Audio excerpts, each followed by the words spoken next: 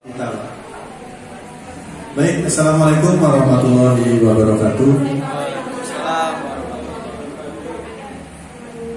Yang kami hormati Bapak Kepala Sekolah SMP Negeri 1 Cikande, yang kami hormati Bapak dan Ibu Dewan Guru SMP Negeri 1 Cikande, yang kami hormati Ibu Siti Mafiroh selaku CGP Angkatan 9, yang mudah-mudahan insya Allah hari ini akan memaparkan tentang budaya positif ya, sebagai rangkaian tugas calon guru penggerak Angkatan 9. Pertama-tama marilah kita panjatkan puja dan syukur kepada Allah Subhanahu wa Ta'ala yang memberikan kita nikmat sehat. Baik lagi, lebih berfokus dan berpihak kepada murid, dan tentunya akan mencapai kebahagiaan murid dan mencapai harapan-harapan murid untuk masa-masa yang akan datang. Demikian yang bisa saya sampaikan. Mudah-mudahan nanti apa yang disampaikan oleh Bu Mafiroh, Bu Siti Mafiroh memberikan gambaran kepada kita semua bagaimana menerapkan budaya positif di sekolah kita tercinta SMP Negeri 1 Cikande. Itu yang bisa saya sampaikan Bapak dan Ibu. Sebelumnya mohon maaf atas segala hal-hal yang kurang berkenan. Terima kasih. Wassalamualaikum warahmatullahi wabarakatuh. Waalaikumsalam. Bismillahirrahmanirrahim. Assalamualaikum warahmatullahi wabarakatuh. Waalaikumsalam warahmatullahi wabarakatuh. Mantap, alhamdulillah, luar biasa, masih tetap semangat meskipun sudah siang menjelang sore ya. Hamdan wa syukurillah, wassalatu wassalamu ala Rasulullah. Yang terhormat Kepala Sekolah SMP Negeri 1 Cikande, Bapak Muhri MPD, semoga selalu dalam rahmat dan lindungan Allah. Yang terhormat Bapak Joko Irawan selaku kurikulum di SMP Negeri 1 Cikande dan guru penggerak Angkatan 7, semoga selalu dalam rahmat dan lindungan Allah. Terima kasih atas dukungannya Pak, luar biasa sekali, penting bagi kita untuk saling mendukung. Dan yang terhormat seluruh guru dan tenaga pendidikan di SMP Negeri 1 Cikande. Puji dan syukur hanya untuk Allah, satu-satunya Tuhan yang telah menciptakan langit dan bumi. Hanya kepadanya lah kita menyembah, hanya kepadanya lah kita berdoa, karena hanya kepadanya lah kita kembali pada suatu saat yang tidak ada keraguan di dalamnya. Berkat rahmat, taufik, hidayah dan inayahnya Allah, alhamdulillah pada siang menjelang sore ini kita bisa duduk bersama di tempat yang insya Allah penuh barokah ini dalam rangka diseminasi budaya positif. Salam serta salam semoga selalu tercurah limpahkan kepada junjungan Nabi besar kita yakni Nabi Muhammad Sallallahu Alaihi Wasallam, yang semoga kita bukan hanya mengaku sebagai umatnya Nabi, tetapi kita juga diakui sebagai umatnya Nabi. Amin ya rabbal alamin. Baik Bapak dan Ibu guru yang hebat, berdirinya saya di sini bukan untuk menggurui ya, tapi untuk belajar ya, untuk belajar. Dan mengingatkan kembali materi yang pernah disampaikan oleh Pak Joko Irawan di Angkatan 7 dan 8 oleh Pak Asep Saifuddin. Nah, agendanya adalah yang pertama pembukaan, tadi sudah dibuka oleh Bapak Joko Irawan SPD. Kedua presentasi, ketiga tanya jawab, dan yang keempat refleksi. Nah, ini yang saya pelajari di modul 1.4, yaitu konsep inti budaya positif. Untuk modul 1.4 ini alhamdulillah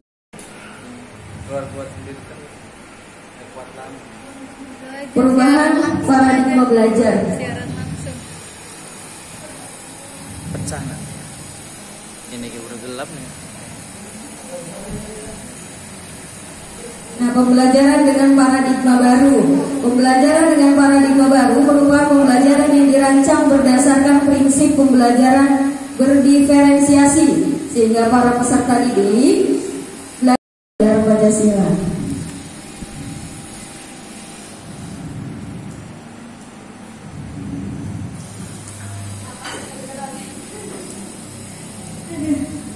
Mau es breaking dulu nggak?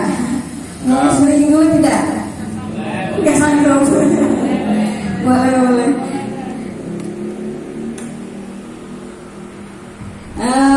Ngantuk Bapak Ibu? Ngantuk. Ya, capek ya dari pagi sampai siang aktivitas, dan mohon maaf ganggu. Ya, terima kasih untuk waktunya, luar biasa sekali. Mau breaking dulu? Boleh? Boleh, biar mijit aja nih, mau mijit ya kayak kemarin nih bonus ya. Ya boleh, cari teman pasangannya.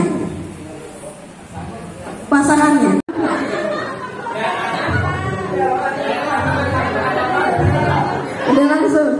Ya, 1, 2, 3. Ketika Bapak dan Ibu misalkan mengeluarkan 3, kemudian temennya 3, tebak itu 3 kali 3 hasilnya berapa? Kalian apa tambahan? Bisa kan kalian ya? Kalian apa tambahan? Kalian. Sweet tapi dengan ya kayak kemarin lagi Pak. Ya. Kita lihat Pak Mas Roni sama Pak Sari kita siapa matematiknya guru IPS. Tangannya di belakang semuanya, tangannya di belakang. Lumayan, siapa tahu saya gini. 1, 2, 3. Kalau guru matematik. Kalau sama guru matematik yang kalah silahkan memijit yang menang. Siapa yang menang? Belum tadi.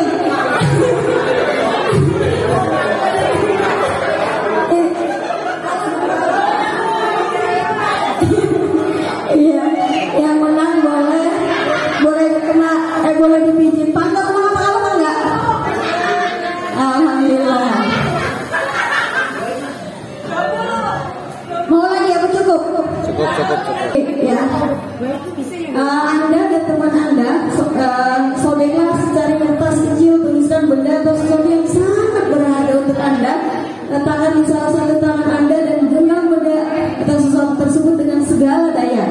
Buatlah sebuah kepalan. Teman Anda yang B akan mencoba dengan sekuat tenaga dengan berbagai cara untuk meminta Anda memberikan benda tersebut. B bisa membujuk, mengancam, menghardik, merayu, menyuap, apa saja agar dapat membuka kepalan tangan Anda. Apa yang terjadi?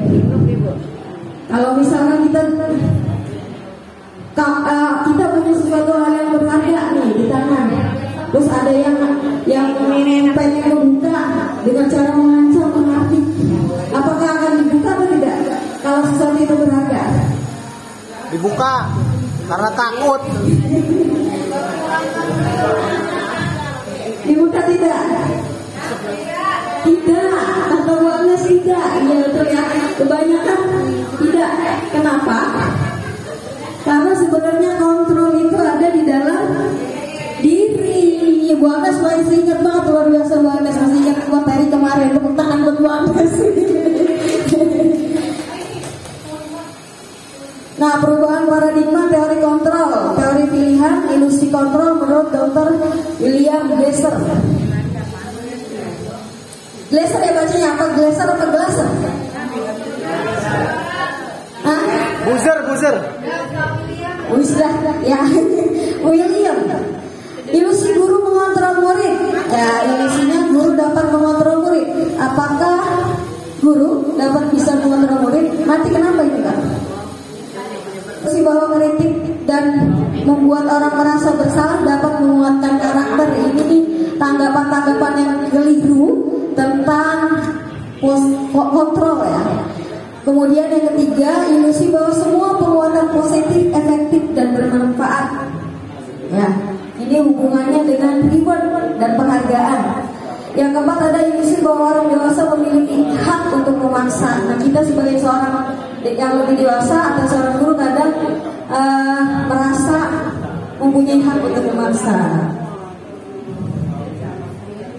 Nah, kalau kita ingat ya Bu Agnes, pembelajaran tentang stimulus respon, teori behaviorisme ya, oleh Skinner ya, kalau tidak salah.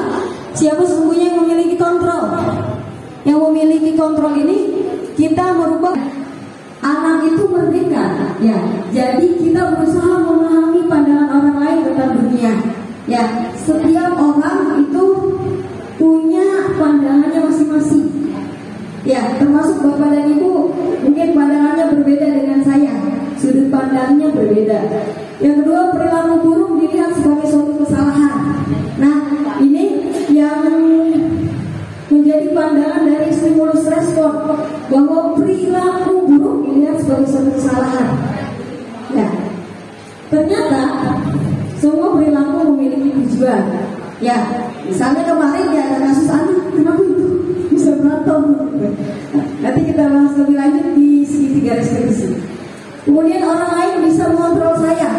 Ternyata menurut teori kontrol tadi, ketika kita menggenggam tangan kita, ya, ketika kita menggenggam sesuatu hal yang berharga untuk kita, ya, hanya Anda yang bisa mengontrol diri Anda, ya, hanya Anda yang dapat bisa mengontrol diri Anda, bukan orang lain. Terus yang keempat, stimulus respon beranggapan bahwa saya bisa mengontrol orang lain. Salah ya, pemaksaan pada saat bujukan gagal. Yang teori kontrol, kolaborasi, dan konsensus menciptakan pilihan-pilihan baru. Model berpikir menang kalah kalau stimulus respon positif. Ini mah secara umum ya. Makna disiplin, saya pertama kali mendengar makna disiplin yang ketika dipaparkan oleh Pak Jo. Jadi teringat apa tadi yang telah dipaparkan Pak Jo sebelumnya ya. Makna disiplin berarti Bapak dan Ibu sudah tahu ya. Intinya adalah Bapak pendidikan kita, Ki Hajar Dewantara menyatakan bahwa di mana ada kemerdekaan disitulah harus ada disiplin yang kuat. Sebab disiplin itu bersifat self-disiplin, yaitu kita sendiri yang mewajibkan kita dengan sekeras-kerasnya. Tetapi itu sama saja ya, wajibnya pelaksanaan disiplin kita dan peraturan demikian itu harus ada di dalam suasana yang merdeka. Disiplin bermakna belajar ternyata ya. Ya, disiplin berasal dari bahasa Latin disiplina. Bacanya gitu. Bisa disiplina. Yang artinya belajar, makna asal dari kata berkomunikasi dengan disiplin. Ya, diri dari murid-murid model Socrates dan Plato. Disiplin diri membuat orang menggali potensi menuju sebuah tujuan yang dia hargai. Namun dalam budaya kita, makna kata disiplin telah berubah seolah-olah disiplin itu adalah untuk kepatuhan ya. Sehingga jatuhnya ketidaknyamanan, bukan dengan apa yang kita hargai atau pencapaian suatu tujuan mulia. Nah, menarik nih, ada nilai-nilai kebajikan universal ya yang kami pelajari di modul 1.4.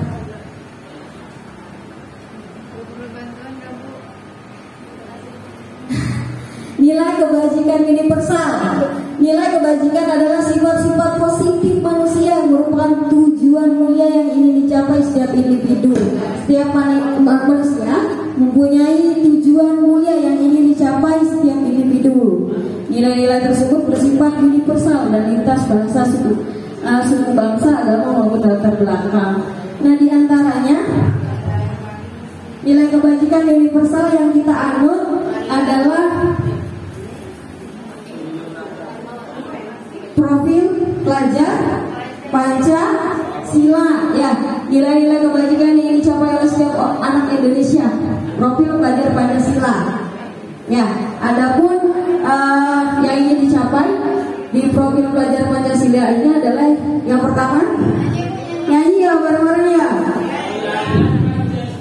Pelajar Pancasila beriman dan bertakwa,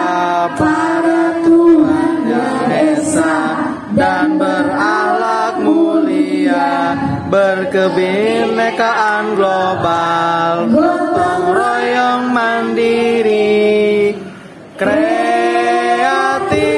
dan bernalar kritis. Iya, luar biasa sekali ya. Nilai kebajikan universal di profil pelajar Pancasila ini. Beriman itu penting, kemudian mandiri, bernalar kritis, berkebinekaan global juga, bergotong royong, kreatif. Ini ada hubungannya dengan C4 ya. C4 yang perlu anak bisa untuk menghadapi masa depan. Kolaboratif, komunikatif, ya, kreatif, critical thinking, ya, C4. Dan nilai-nilai kebajikan universal diantaranya yang lain ada dari Ibu Friendliest program FYP, ya, sekolah-sekolah internasional lainnya, ya, ada toleransi, rasa hormat, integritas, mandiri, menghargai, antusias, empati. Mereka yang ini, mereka imani, ya. Kalau yang kita imani mah apa? Amantu billahi wa malaikatihi wa kutubihi wa rusulihi wa bil yawmil akhir wa bil qadari khairihi wa syarrihi. Ya. Nah, ada dari keterampilan petunjuk hidup, keterampilan hidup, the seven essential terus building, moral intelligence. Ini sekolah-sekolah internasional ya, bisa ya, mempunyai nilai-nilai kebajikan yang universal. Kalau kita menganggapnya profil pelajar Pancasila ini yang jadi tujuan kita dan juga jadi landasan visi misi sekolah ya aja ya. Ya, lanjut. Nilai-nilai kebajikan dari The Virtuous Project, proyek nilai-nilai kebajikan. Ya, ada peduli, belas kasih dan lain sebagainya. Keteguhan hati, intinya ini kebanyakan adalah kecerdasan intelektual, emosional ya, emosional dan spiritual, emosional. Ternyata dilandasi 3 ya. Yang pertama ada motivasi secara umum, ada 2, motivasi eksternal. Yang kedua adalah motivasi internal. Nah, motivasi eksternal ini, kenapa seseorang itu ingin berlaku A, B, C atau D? 1, ternyata karena untuk menghindari ketidaknyamanan atau hukuman. Ya, untuk menghindari ketidaknyamanan atau hukuman. Yang kedua, karena ingin mendapatkan imbalan. Yang ketiga, ada yang motivasi internal untuk menghargai diri sendiri. Dan tujuan dari kurikulum Merdeka ini adalah agar anak ya bisa mempunyai motivasi internal ya ketika melakukan atau berperilaku untuk menghargai diri sendiri. Tapi kalau di dalam Islam sebenarnya ya Allah juga memberikan hukuman kepada orang-orang yang berbuat dosa dengan nerakanya dan memberikan penghargaan kepada yang beriman dengan surganya ya, dengan surganya. Tetapi yang paling hebat adalah ketika sudah tidak lagi takut dengan ya tidak takut dengan nerakamu ya, tidak berharap dengan surgamu ya. Ilahilas kulul firdaus ya Allah ya, apa tuh ilahilas sesungguhnya ilas tulil firdausi ahla wala aqwa ala nari jahimi. Wahai Allah, sesungguhnya aku tidak takut nerakamu, tapi aku juga tidak pantas ke surgamu. Tidak takut nerakamu, tapi tidak pantas ke surgamu. Ya, tapi dalam Islam ada hukuman bagi orang yang jahat gitu ya, dan balasan kebaikan bagi orang yang baik dengan surganya. Dan gimana tuh berarti perilaku manusia? Tapi saya hebatnya adalah cinta tertinggi itu ketika tidak berharap, tidak takut ya, tidak takut Dan kemudian surga itu bukan tujuan awal gitu ya, tapi ridha Allah yang paling penting gitu. Hubungan ke agama ya, gak apa-apa ya. Lanjut, bagus. Terima kasih. Lanjut, bagus. Dihukum oleh penghargaan ini sudah dibahas oleh Pak Jo dan juga Pak Asep. Dihukum oleh penghargaan. Ya, pertama kali dengar mengkaget. Ternyata berlebihan ya. Tidak berlebihan. Penghargaan ya penghargaan. Pengaruh jangka pendek dan jangka panjang. Ada penghargaan ternyata menghukum. Penghargaan mengurangi ketepatan. Yang keempat, penghargaan tidak efektif. Yang kelima, ternyata penghargaan dapat merusak hubungan. Ada tuh kalau tidak salah ada anak yang ketika dikasih terus penghargaan oleh guru atau wali kelasnya, ketika wali kelasnya sakit dengan guru yang berbeda, motivasi belajarnya ternyata kurang gara-gara biasanya wali kelasnya memberikan penghargaan kepada siswanya gitu ya. Lanjut. Bapak dan Ibu, siapa yang kalau misalnya ada penghargaan atau ada reward semangat? Semua ya? Tapi kalau nggak ada reward semangat tidak? Tetap semangat. Oh berarti ini udah bagus. Oh nasi kotak. Iya. Berarti menurut Bapak dan Ibu kesimpulannya gimana? Penghargaan itu menghukum. Berarti semangatnya gara-gara ada penghargaan doang, Pak enggak? Iya. Bentuk program kebajikan apresiasi ternyata ada apresiasi ya. Dalam memberikan apresiasi atau pengakuan perlu diingat beberapa hal. Yang pertama, ternyata bisa kita mengapresiasi ya. Kalau pernah baca buku siapa dia? Kebanyakan tiap hari mendapatkan kritikan. Ujian juga terlalu berlebihan tidak bagus, tapi ada kalanya juga bagus ya. Tetapi jika pengakuannya secara khusus, ya terus beri pengakuan secara pribadi, beri pengakuan kepada semua murid bergantian. Jadi jangan satu murid saja. Ya ternyata bergantian. Hubungannya yang luar biasa, gantian lagi semuanya. Kemudian yang keempat, berikan pengakuan secara konsisten. Yang kelima, berfokus pada prosesnya. Yang diapresiasi adalah prosesnya. Lanjut buat ini.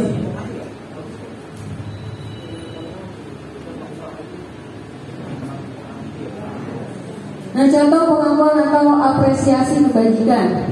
Membuka kata-kata yang kemarin saya perhatikan. Terus nilai kebajikannya, rasa empatimu besar sekali. Nilai kebajikan kan tadi ya, yang dibahasnya ada empati, ya, kemudian rasa peduli atau lain sebagainya. Situasinya pada saat menolong murid, ya, baru di kelas kita.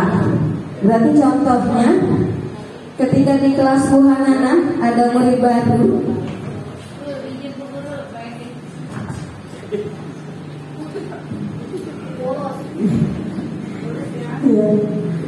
Ya lanjut ya, nilai kebajikan.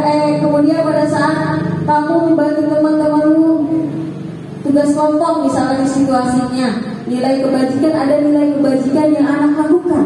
Contohnya ada kepedulian. Ya kemudian pembukanya adalah saya menghargai. Kemudian lagi, ketika nilai kebajikannya adalah rasa tanggung jawabmu, bisa kalimat pembukanya terima kasih untuk bla bla bla. Ya. Pada saat kamu memungut kertas-kertas yang berserakan di lantai, berarti kita tetap bisa mengapresiasi siswa, ya, dengan nilai-nilai kebajikan yang mereka lakukan dengan situasi yang baik, ya. Lanjut guys.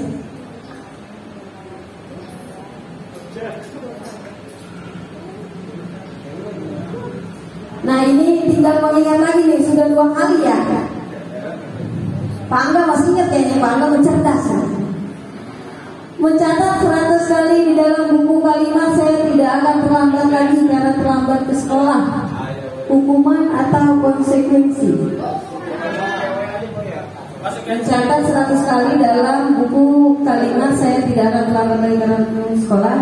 Hukumannya, coba nanti kita tebak ya, simpan dulu. Yang kedua, lari mengelilingi lapangan basket 2 kali karena terlambat hadir di sekolah. Hukuman apa konsekuensi?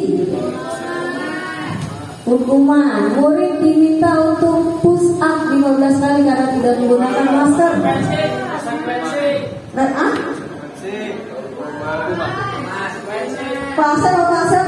Masternya menggantikan kertas tugas teman yang telah dicoret-coret. Hukuman apa konsekuensi? Konsekuensi memberikan membersihkan tumpukan air di meja tulis karena tersenggol saat belajar. Konsekuensi murid disuruh untuk mengenakan sepatu sehari yang di sekolah kalau tidak mengenakan sepatu hitam. Ya, kemudian lari mengelilingi lapangan basket 2 kali karena terlambat 10 menit untuk pelajaran PJOK dan Pak Asep. Konsekuensi. Apakah betul jawabannya? Woi, betul. Pak Asep, konsekuensi. Itu materi Ya, mencatat 100 kali ternyata hukum.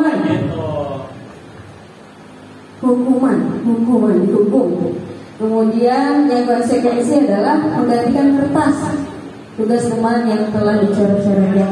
Ada syarat kenapa itu hukuman, kenapa konsekuensi. Coba kita lihat lagi guys halaman selanjutnya.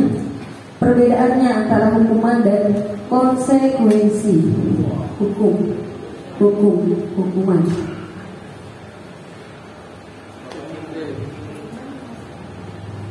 Hukuman, sesuatu yang menyakitkan harus terjadi. Nah, tidak sedikit kasus ya Pak Asep, Pak Angga ya. Ada anak-anak yang orang tuanya protes. Kemarin kita juga mendengar berita ada guru yang dibacok, yang ngeri banget ya. Terus apa lagi? Kasus terakhir ini. Guru dilaporkan ke polisi padahal disuruh sholat. Aduh, guru PAI bingung ya. Terus apa lagi? Dituntut 50 juta ya? 50 juta ya. Guru BK kenapa guru BK? Oh iya ada itu, tapi berita yang lalu itu Pak Asep. Ya.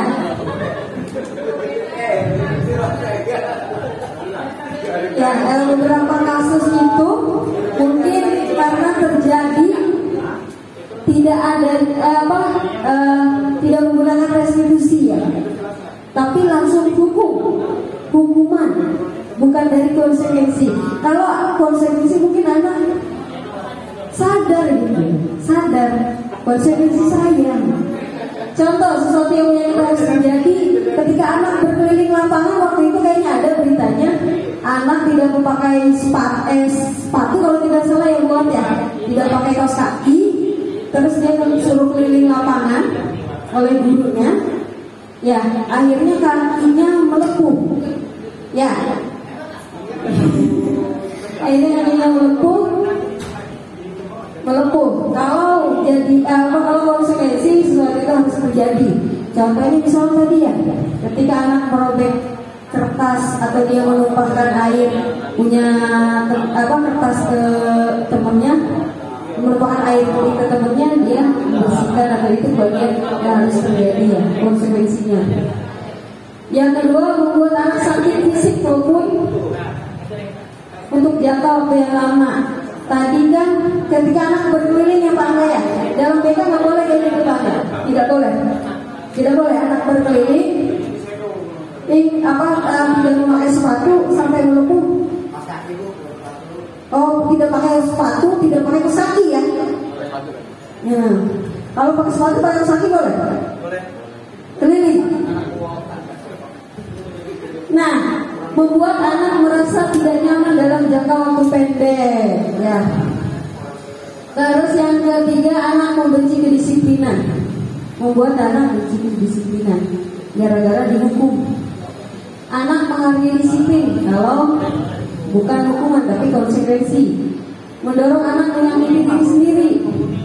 mendorong anak agar mudah menyesuaikan diri. Kalau konsekuensi, kalau hukuman konsep diri yang buruk karena dia dihukum kan, gitu.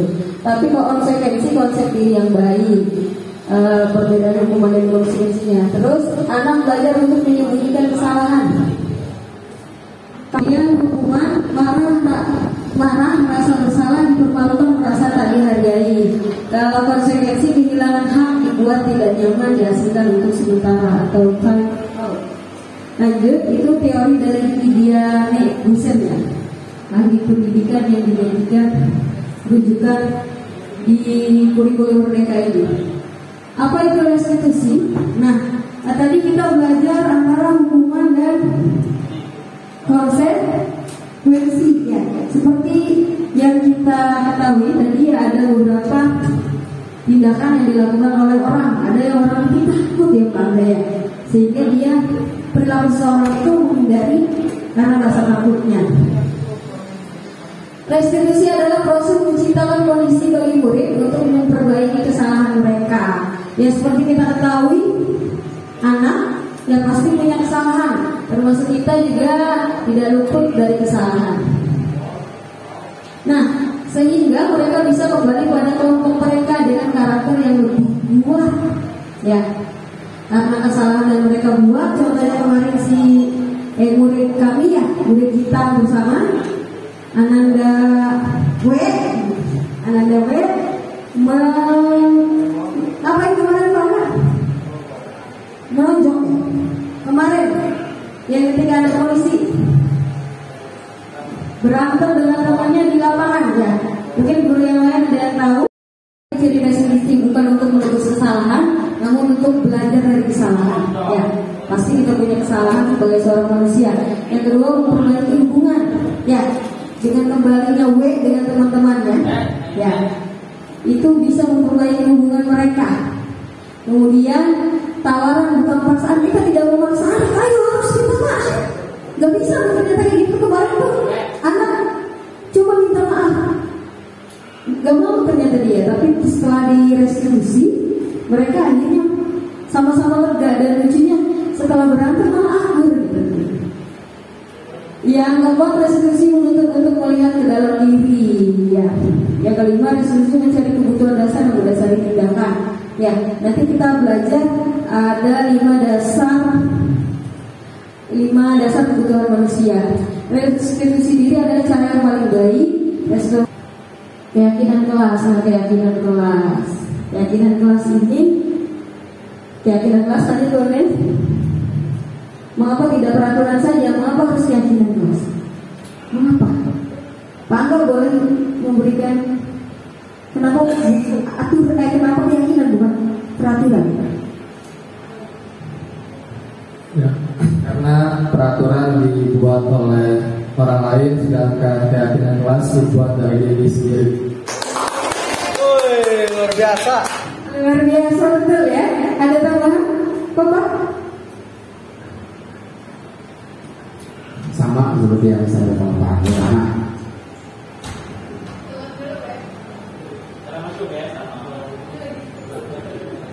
Peraturan dari orang lain, keyakinan dari diri sendiri. Cuman kalau kita yakin ya harus beraturan gitu. Jangan yakin dong, tapi bukan menjalankan aturan sama saja ya. Jadi antara peraturan dengan keyakinan harus balance, beriringan. Terima kasih. Terima kasih Pak Angga dan Bapak. Ya, jadi harus ada balance ya. Kata Pak Angga, kalau keyakinan dari diri ini dibuat bersama dari guru, oleh guru dan siswa. Hal-hal yang perlu diyakini itu yang kemudian jadi kesepakatannya. Kenapa bukan aturan? Ya tadi ya. Sebenarnya keyakinan itu dari aturan ya Pak ya, tapi dalam bentuk hal yang positif ya Pak ya. Mengapa kita memilih peraturan harus menggunakan helm bila mengendarai kendaraan roda 2 dan lain sebagainya? Mengapa kita memiliki peraturan harus datang tepat waktu pada saat mengikuti pelatihan? Untuk mendukung motivasi intrinsik kembali ke nilai-nilai keyakinan yang lebih menggerakkan seseorang dibandingkan dengan mengikuti serangkaian peraturan-peraturan. Jadi kalau nilai intrinsik, ya motivasi intrinsik tadi kan ada motivasi intrinsik, ada ekstrinsik. Kalau intrinsik takut karena dihukum, semangat gara-gara kasih penghargaan. Kalau intrinsik dari dirinya, ada nilai-nilai keyakinan yang lebih menggerakkan seorang dibanding dengan mengikuti peraturan-peraturan. Ya, keyakinan itu berarti penting ya Pak ya. Yakin bahwa aturan kelasnya saling menghargai. Ya, kemarin kita akan beratur berarti tidak saling menyayangi gitu ya. Padahal mereka meyakini bahwa di kelas itu seharusnya saling menyayangi, menghormati, menghargai. Lanjut.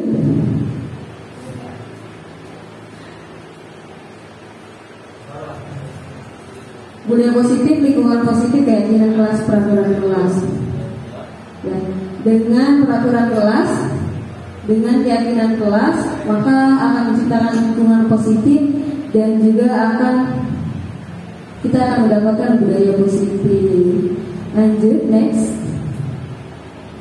Yang mana? Nah, ada kesepakatan kelas, ada kesepakatan kelas. Mana yang kesepakatan kelas mana?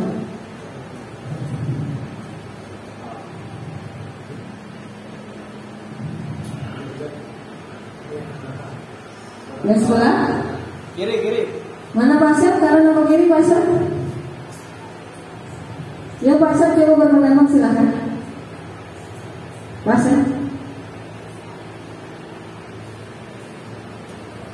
Ya, baik, terima kasih. Mungkin sebenarnya untuk sekarang itu keyakinan ya, kesepakatan itu, jadi ada peraturan, ada kesepakatan, ada keyakinan. Nah, keyakinan kelas itu yang lebih baik gitu ya. Pada walaupun sebenarnya sama sih. Jadi kesepakatan dan keyakinan itu sama. Pada intinya dibuat oleh warga kelas itu sendiri. Nah, di sini kalau menurut saya, jadi yang kesepakatan itu di sebelah kanan karena kami guru dan murid yang saling menyayangi, jadi saling menghargai, saling menyayangi. Terus kami murid yang semangat untuk belajar. Terus di situ kami murid yang peduli dengan teman-teman. Nah, jadi itu mungkin Bu. Jadi kalau yang sebelahnya itu datang tepat waktu, mengucapkan salam dan kebersihan sekolah. Lebih ada kalimat yang peraturannya gitu. Ya, menjaga kebersihan sekolah. Menjaga kebersihan sekolah itu lebih ke peraturan kalau menurut saya. Jadi kalau kesepakatan atau keyakinan kelas itu di sebelah kanan ini. Gitu. Terima kasih Bu. Ya, assalamualaikum warahmatullahi wabarakatuh. Waalaikumsalam warahmatullahi wabarakatuh. Luar biasa sekali pendapat Pak Ansar. Tepuk tangan buat Pak Ansar. Iya. Nah, kesepakatan kelas betul sekali ya. Kami guru dan murid yang saling menyayangi, ada keyakinan ya, berarti ya Pak Ansar ya. Ada keyakinan bahwa anak harus saling menyayangi, semangat ketika belajar, kemudian peduli. Nah, kalau di sampingnya lebih ke kesepakatan aturannya. Lanjut dua guys. Pembentukan keyakinan kelas sekolah ya, keyakinan kelas bersifat lebih abstrak. Keyakinan kelas berupa pernyataan-pernyataan universal seperti tadi ya, saling sayang gitu ya, saling peduli, saling menghargai. Pernyataan keyakinan kelas selalu dibuat dalam bentuk yang positif, tidak ada kata negatif ya. Terus keyakinan kelas sebaiknya sesuatu yang dapat diterapkan di lingkungan tersebut. Semua warga kelas hendaknya ikut berkontribusi dalam pembuatan keyakinan kelas lewat kegiatan cara pendapat, dan yang terakhir bersedia meninjau kembali keyakinan kelas dari waktu ke waktu. Jadi kalau misalkan keyakinan kelas itu bisa ditinjau kembali kalau misalkan anak banyak yang melanggar gitu ya Pak Asad ya. Next. Prosedur pembentukan keyakinan kelas: mempersilahkan warga sekolah atau murid-murid sekolah atau kelas untuk bercurah pendapat tentang peraturan yang perlu disepakati di sekolah dan kelas. Kemudian mencatat semua masukan-masukan para murid yang setelah dicatat kemudian disusun keyakinan kelas sesuai prosedur pembentukan keyakinan kelas. Yang keempat, tinjau kembali daftar curah pendapat yang sudah dicatat, tinjau ulang keyakinan.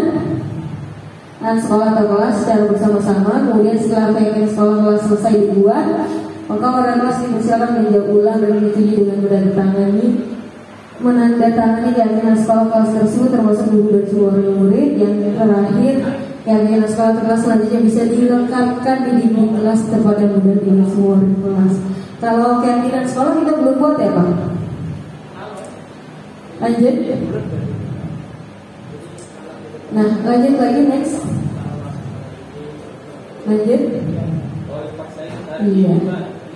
Nah, selalu kembalikan buku ke tempatnya. Ditebakkan lagi nih Pak Angga.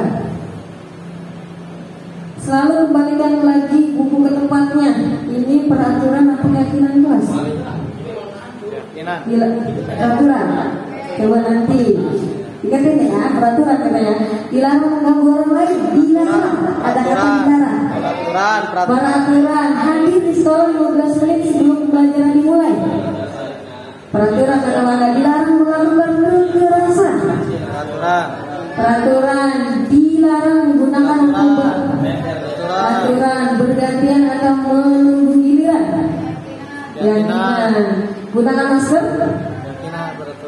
Jangan berlari di kelas atau koridor. Ada kata negatif.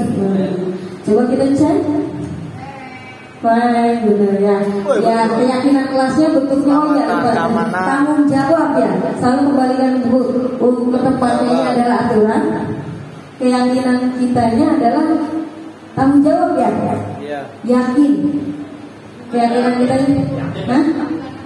Oh bukan tempat. Ini mah keyakinan kelas dari aturannya ya. Menghormati orang lain, dilarang mengganggu orang lain itu bentuknya. Keyakinan kelasnya adalah dengan menghormati orang lain. Menghormati orang lain berkomitmen ya. Kemudian dilarang melakukan kekerasan, keselamatan, menghormati orang lain. Yang dilarang menggunakan narkoba, kesehatan aja gitu ya. Seru sekali nih karena kita sebagai manusia mempunyai kebutuhan dasar. Ada 5 dasar kebutuhan manusia ya. Dan dunia berkualitas. Kebutuhan dasar manusia ada kasih sayang dan rasa diterima ya. Kasih sayang dan rasa diterima. Yang kedua penguasaan. Yang ketiga ada kesenangan. Yang keempat kebebasan. Dan yang kelima ada bertahan hidup. Nah hubungannya dengan kebutuhan dasar manusia ini ya dengan tadi ya, bahwa tindakan seseorang itu motivasinya diantaranya adalah ada kebutuhan dasarnya. Mungkin ada yang tidak terpenuhi, ada yang dipenuhi. Lanjut. Nah kalau di Islam, nah ada goriza atau naluri. Ya, goriza atau naluri ada nau, ada bangkok, naluri bertahan, ada yud, naluri mensucikan. Naluri nau atau naluri mencintai tadi yang sama ya, mencintai dan diterima ya. Itu bisa disalurkan. Sayang korban, cinta, kangen, rindu. Ya.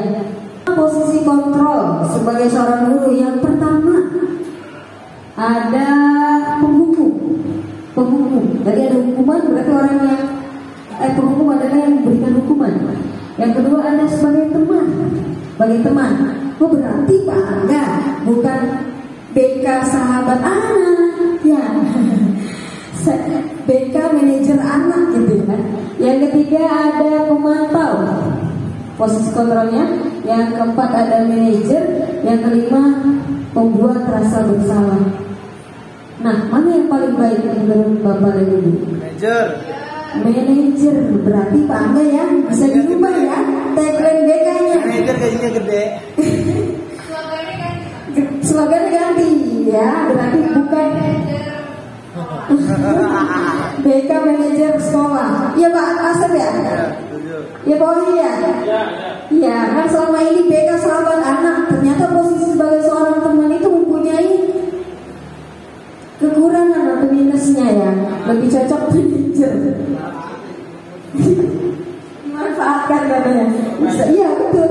Nanti dimanfaatkan sama anak. Ada contoh misalnya begini. Nah,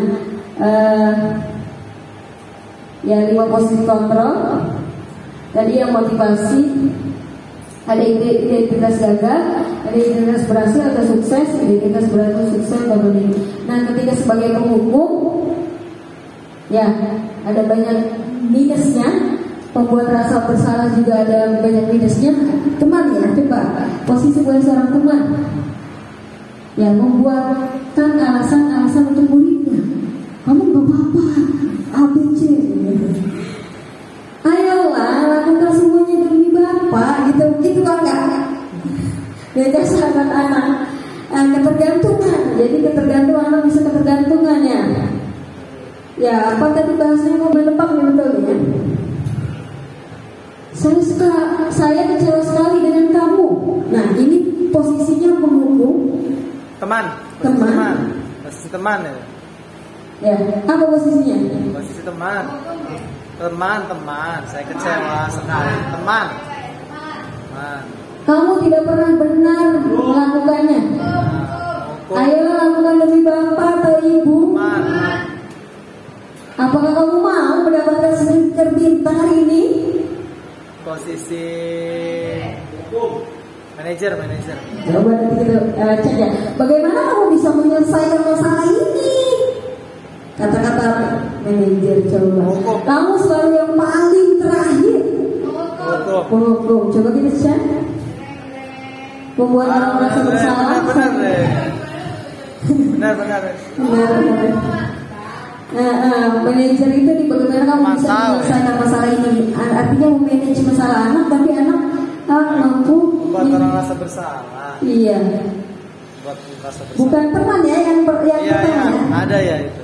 Tapi membuat orang merasa bersalah. Kamu membuat saya kecewa gitu. Saya kecewa sekali dengan kamu. Ya, lanjut. Bergerak di antara lanjut. Segitiga resolusi. Nah, ini yang dari awal kita bicarakan dan menjadi solusi dari permasalahan ya. Dari tagline BK Sahabat Anak. Jadi BK manajer anak. Dengan merestitusi itu guru sebagai manajer ya, pakai. Segitiga resolusi tahapannya adalah yang pertama menstabilitaskan identitas ya. Yang kedua validasi kebutuhan, validasi kesalahan ini. Iya, validasi kesalahan. Validasi kesalahan. Yang ketiga menanyakan keyakinan. Next. Ya. Untuk membuat lanjut. Oh iya, stop tadi bagus banget. Ya, guru berkata berdasarkan hal yang manusiawi. Tidak ada manusia yang sempurna. Ya, enak ya ketika kita ada masalah gitu ya Pak Angga ya. Ada yang mengatakan salah itu manusiawi, bukan maksud membenarkan, tapi membesarkan hati yang ketika mungkin ada yang merasa bersalah kan. Tapi dengan resolusi ini luar biasa gitu cara menyelesaikan masalahnya. Bapak Ibu juga buat salah, kita pasti bisa menyelesaikan permasalahan. Nah, ini kata-kata yang bisa digunakan guru BK ataupun wali kelas ketika menghadapi anak yang mempunyai salah. Kemudian kalau kamu menyalahkan dirimu sendiri terus apa kamu bersikap baik pada dirimu sendiri? Ini karena anak mungkin ada yang merasa bersalah ya Pak ya, sehingga dia terus menyalahkan diri sendiri ya. Kemudian kita pasti bisa menyelesaikan permasalahan ini. Lanjut guys. Nah, membantu di validasi kebutuhan. Ya, validasi kebutuhan ini membantu murid mengenali basic atau di kebutuhan dasar yang ingin dipenuhi ketika melakukan kesalahan. Nah, validasi kebutuhan kemarin itu saya mengatakan ke yang masalah itu Pak enggak? Kamu pasti punya alasan mengapa melakukannya.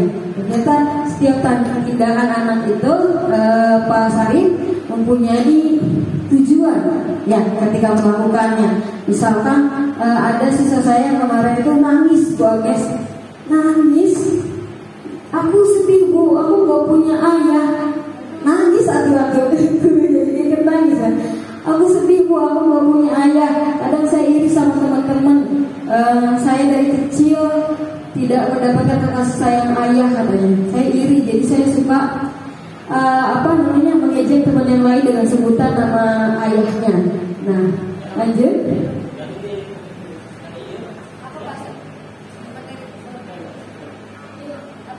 Di menanyakan keyakinan.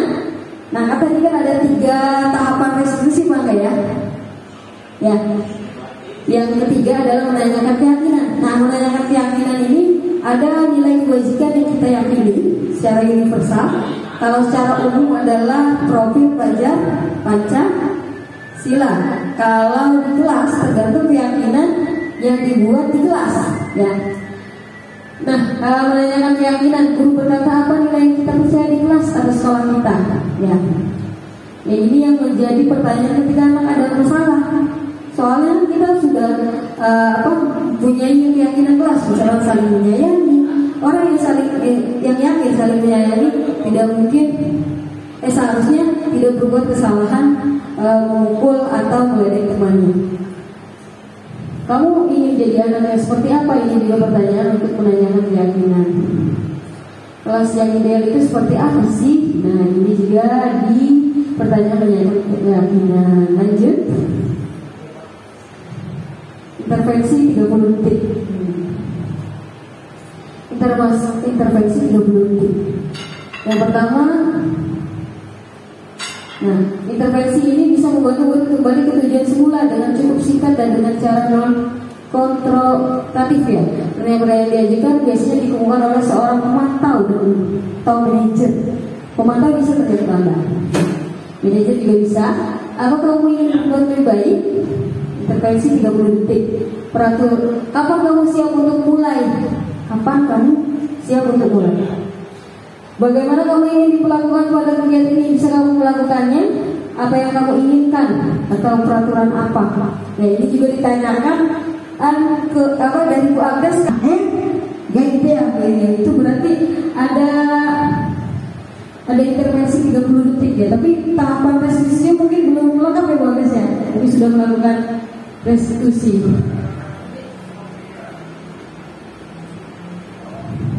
Ini video ini. Lanjut. Next. Oh, saya PDF kan yang bicara. Udah lanjut. Nah, ini kemarin nih Bangga. Nah, ini anaknya yang bermasalah. Ini anaknya ini pokoknya pas ya. Ya, anak 3 dari 4 anak nangis gitu ya. Mereka mengungkapkan perasaannya, divalidasi kesalahannya, ditanyakan juga keyakinannya. Terus saya pantau lagi setelah direstitusi, anak gabung dengan temannya gitu, bisa kembali ke komunitasnya gitu ya, Bangga. Akur lagi Bangga. Ya mudah-mudahan selamanya akur. Sampai juga ya bos. Ya, ini ketika anak tidak mengerjakan tugas modul P5, ya, di restitusi juga. Next. Refleksi. Hal baru apa yang membawa para teman saya yang saya dapatkan? Perasaan apa yang muncul? Nah, boleh nih satu pertanyaan buat Pak Angga. Setelah tadi disampaikan, apa kira-kira yang berubah?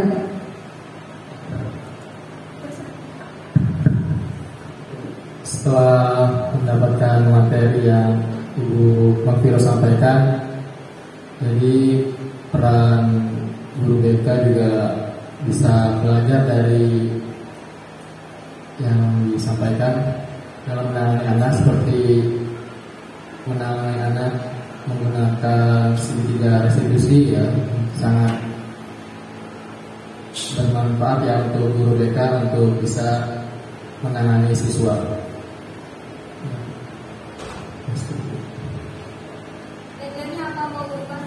Oh, yang tagline sahabat siswa itu ya, itu hanya agar siswa bisa berkonsultasi. Tujuannya hanya untuk berkonsultasi, agar siswa mau berkonsultasi, tidak takut datang ke ruang BK. Nah, itu.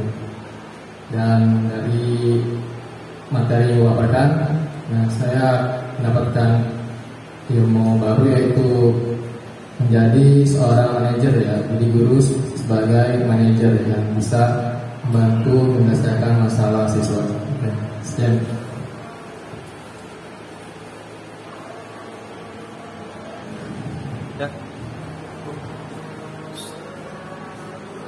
Terima kasih Bapak dan Ibu sudah luar biasa. Terima kasih atas kerjasamanya. Terima kasih sudah mendengarkan apa yang saya paparkan. Lagi saya katakan bahwa saya bukan menggurui, tapi saya belajar di sini. Kita sama-sama belajar dan sama-sama diskusi. Mudah-mudahan apa yang saya sampaikan bisa bermanfaat bagi saya pada khususnya, ya, dan bagi Bapak Ibu pada umumnya. Terima kasih. Mohon maaf bila ada kesalahan. Wabillahi taufiq wal hidayah. Wassalamualaikum warahmatullahi wabarakatuh. Waalaikumsalam. Ya, restitusi, ya, tadi restitusi adalah cara menyelesaikan masalah, ya. Dan lebih baik daripada konsekuensi, Pak. Ya, biasanya ini diterapkan oleh guru BK, ya, Pak, ya. BK sahabat anak. Ya, itu yang jadi tagline-nya Pak Angga, ya, BK sahabat anak. Ini bisa menggunakan restitusi sebagai cara untuk menyelesaikan masalah. Lanjut. Nah, tadi ya sudah kita bahas tentang hukuman dan konsekuensi. Ya. Nah, luar biasa sekali nih restitusi itu, menurut saya keren. Cara menyelesaikan masalah, ya, Pak ya. Cara menyelesaikan masalah dengan merestitusi. Kemarin juga saya pakai restitusi, Pak Angga. Kemarin kan saya tanya sama Pak Angga gimana menangani anak ini, ya, tapi saya juga memakai segitiga restitusi sehingga anak yang tadinya berantem itu Banes akur dalam waktu cepat. Mereka bisa kembali dengan komunitasnya, ya, tanpa merasa, ya, karena wajar, ya, anak mempunyai kesalahan. Mereka belajar dari kesalahan dan mencari solusi dari kesalahan. Nah, di ide kalau kita memakai ide hukuman, maka identitasnya gagal. Tapi kalau kita memakai restitusi, ya, identitasnya sukses. Disiplin itu bisa dilakukan dengan konsekuensi atau restitusi. Tapi yang paling cocok adalah restitusi. Kenapa? Karena dengan restitusi menguatkan untuk murid dalam jangka waktu yang panjang. Kemudian korban mendapatkan ganti. Ya, restitusi itu ternyata dalam hukum ganti, Pak, ya, maknanya. Kemudian murid anak mendapatkan penguatan, masalah terpecahkan dengan adanya restitusi. Ya, kemarin ketika anak berantem misalnya, anak mencoba memecahkan masalahnya sendiri dengan cara direstitusi. Kemudian fokus pada pemecahan masalah dalam jangka waktu yang panjang. Ya, kemudian karena tahapan restitusi ada tahap menanyakan keyakinan. Ya, apa yang kamu yakini, apa yang bisa kamu lakukan untuk memperbaiki masalahmu, sehingga mereka bisa kembali lagi ke Pak Fatul, ke komunitasnya. Kemarin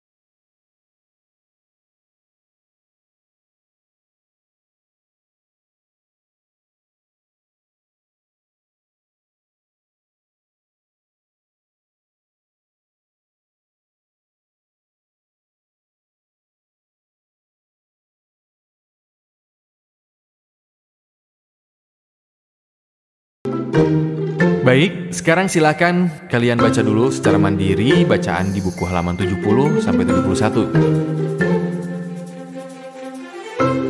Adi, kamu pasti punya alasan melempari bola kertas ke teman-teman kamu saat jam pelajaran. Nanti, selesai jam pelajaran, kita ngobrol ya. Bapak ingin mendengar apa yang membuat kamu melakukan itu. Baik, Pak. Adi, bisa kasih tahu Bapak alasan kamu tadi? Iseng aja, Pak. Lucu soalnya melihat ekspresi teman-teman. Menyenangkan ya buat Adi. Tapi bagaimana ya kira-kira perasaan teman-teman? Terganggu, Pak. Apa keyakinan kelas kita? Menghargai semua orang? Apakah Adi sudah terlihat seperti itu? Bagaimana agar Adi bisa terlihat seperti itu? Minta maaf kepada teman dan Bapak. Lalu saya juga akan berhenti mengganggu teman saat jam pelajaran, Pak. Apakah Adi punya solusi lain untuk bisa mendapatkan kesenangan namun tetap menghargai orang lain? Bermain bersama teman saat jam istirahat atau jeda antara pelajaran? Kalau Bapak mengadakan bermain peran lagi seperti semester kemarin, bagaimana, Pak? Seru sekali waktu itu. Baik, Bapak hargai usaha Adi untuk memperbaiki diri. Terima kasih juga sarannya ya Adi, Bapak akan coba pertimbangkan.